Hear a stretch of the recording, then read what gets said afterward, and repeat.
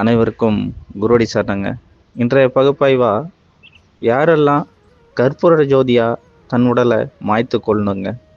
தன்னை உணரணும்னு நினைக்கிறவங்க தனக்குள் மறைப்பொருளா மறைக்கப்பட்டுள்ள நவ கிரகத்தையும் அவங்க முதல்ல தோண்டி விட ஆசைப்படணுங்க.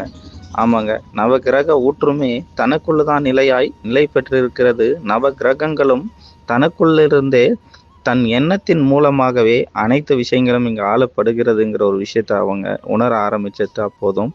எண்ணம் எதனுள் நிலை கொண்டுள்ளது, எண்ணத்தின் பால் எதன் மூலம் எனது வாழ்வியல் துவங்கப்படுகிறதுங்கிற விஷயத்த அவங்க சிந்திக்க ஆரம்பிச்சிட்டாங்கன்னா போதும், நவ கிரகங்களும் தன்னுள் நிலை பெற்றிருக்கிற ஊன்றுகோலாய் வரும் நியாய விலைக்கடையை திறந்துவிட ஒரு உத்தமன் வருவார். இந்த உத்தமத்தின் மெய்ப்பொருள் காணும் திறனை மட்டும் திறம்பட கையாண்டால் போதும், நவ கிரகங்களும் தன்னுள் நிலை பெற்றிருப்பதையும் காணலாம்.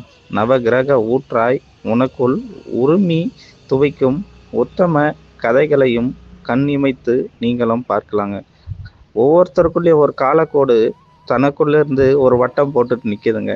தனக்கான நியதியை நீ என்று வரைபடமாய் வரைந்து காண்பிக்கின்றாயோ அன்று உனது முழு உருவமும் மாறி நிற்கும்.